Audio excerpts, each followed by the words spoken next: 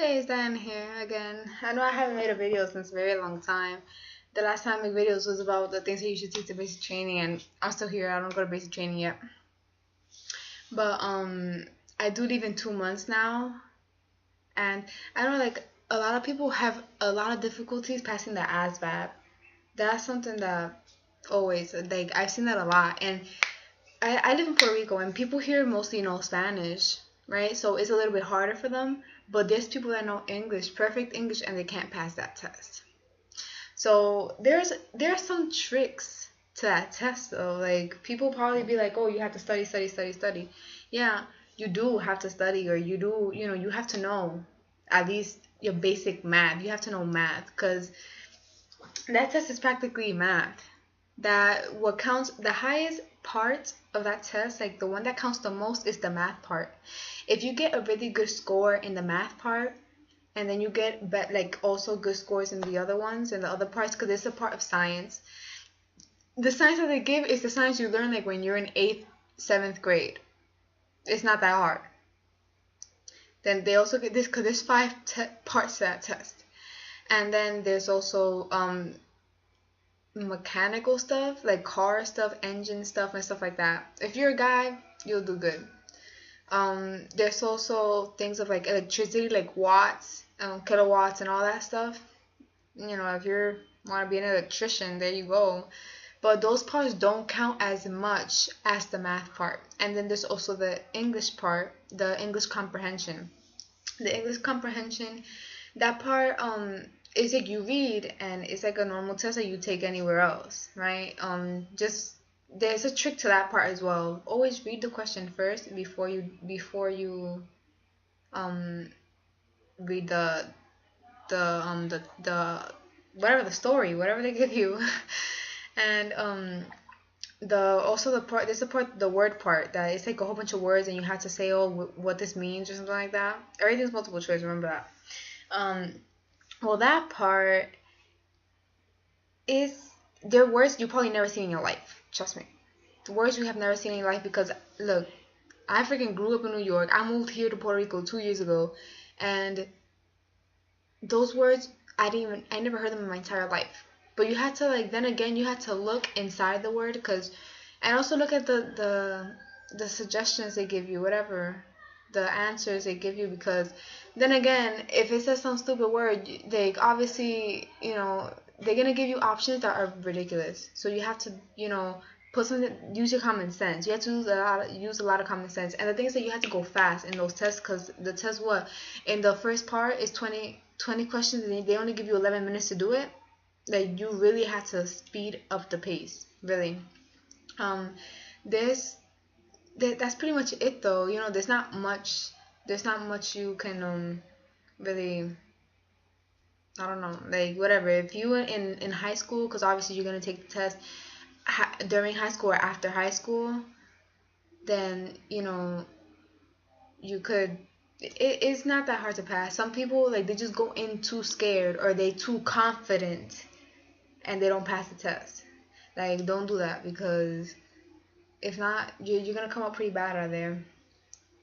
But I know the first time I took the test was in my school. Now they're going to the schools and they're promoting that, and they could give the test to school and talk to you in the school, because before they couldn't do that. The recruiters cannot go inside school. Everything had to be outside the school and separated from your schoolwork, because that wasn't allowed.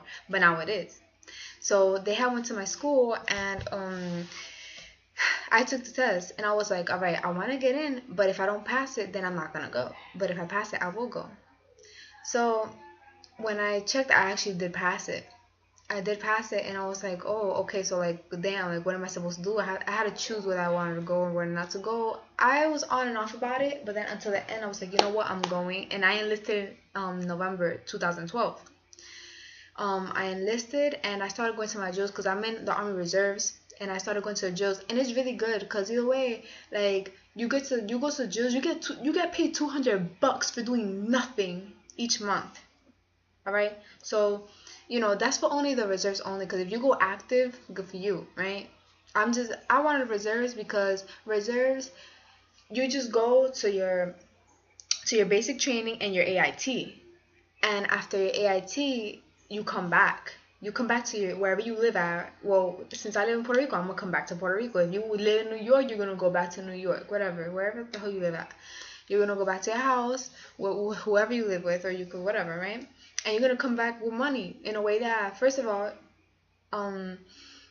if you do your drills before you leave, if you enlist like a lot before, I've already been alright since November. I did drill in January, February, March.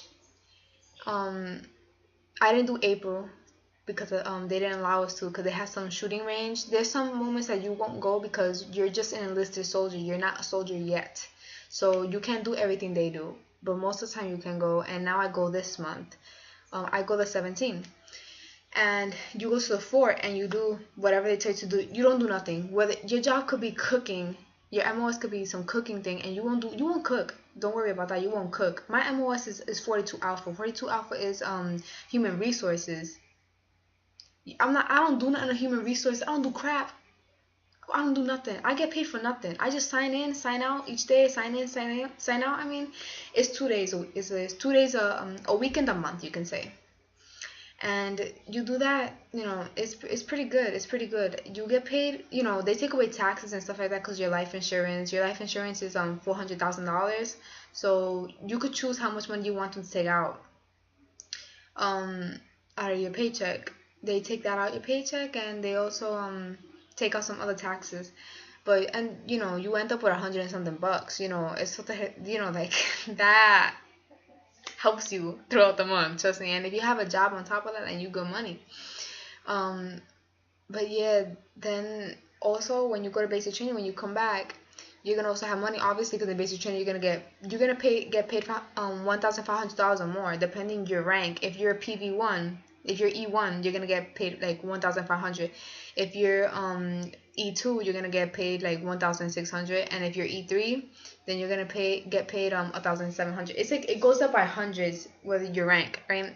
Right now I'm E1 because I haven't hired up my rank. I want to hire up my rank so bad, it's not even funny. I was calling my recruiter the other day and I couldn't contact my recruiter, but I want to hire it up. You can hire it up easily by getting other people to enlist. The moment they enlist, your rank gets hired up. If you're E1, you're gonna become an E2, and if you get another person to enlist, that's gonna be E3, which is practically, you could go in as a specialist if you have like a bachelor's or something like that. If I'm not mistaken, like if you're in college already, I'm not in college yet.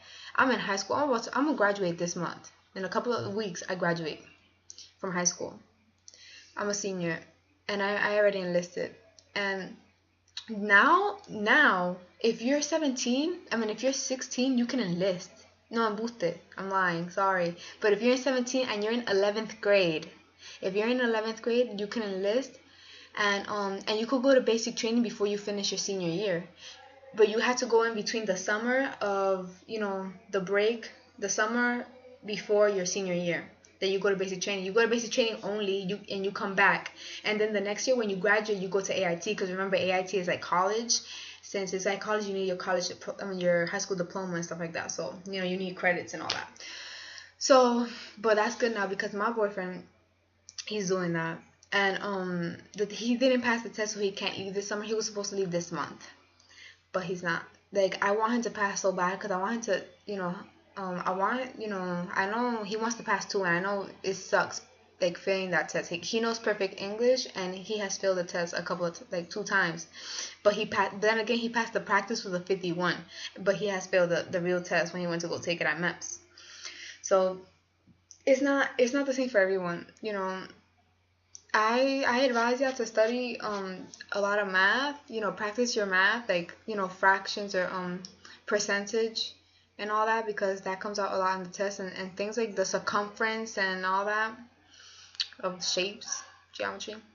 But and the word skills. I know that they have these apps that in the Play Store or whatever that you could get. It's a this army thing. I forgot what it's called actually. I had to ask my boyfriend. But anyways, you could study that. And it tells you everything. Or you could go on this website. You ask your recruiters or go to your recruiter and ask about this, this something is, it's called March to Success, and you go there and you sign up, but you need something that they need, you need some code that they have to give you, so like that you could enter inside and have your account. um but it'll be a lot easier if you do that, a lot easier. Like, try to study all that, because if not, you don't want to take the test for no reason. You take the test and you end up failing. Look, me, there's some people that pass the test without studying nothing, because I didn't study crap. Because I just took the day that day, and I didn't know nothing. I just did, okay, let's take the test, and I started taking the test. My friend, she was sitting right next to me. She doesn't know English for crap. She don't know English. She only knows Spanish. And she ended up doing the test, guessing. She guessed everything because she didn't know what they were asking her, and that's bad. But I know I have a friend that he passed the test. He doesn't know that, like, he knows English. He knows decent English, but it's not his first language. It's obviously his first language is Spanish, and he passed the test with a 70 because he's really smart. He passed with a 70 because of his math. He's a freaking genius at math. But yeah, I'm saying that math part helps you out a lot. So, and for those people that only know Spanish, then they have to study pretty good, because if not, they're gonna be cut off. But then again, you could keep taking the test until you pass it, whatever. There's some guy, he took the test 7 times, he passed it the 7th time. At least his recruiters didn't give up on him. But the only way that your recruiters will give up on you is if you give up on yourself. So don't give up on yourself, because if you really want to do it, you'll do it. So yeah. Well, I think that's pretty much what the video is. Already like 12 minutes. Damn, son. Whatever. I'll keep doing more videos later on about, or ask questions and see whatever y'all want to know. I know some stuff. Anything about things I left out in the other videos. If y'all didn't watch my other videos, go ahead and watch them, about the things the things you should know before you go to basic training, things you should do, and things you should take to your basic training. So yeah, please subscribe. I'll keep posting more videos up. So yeah, bye.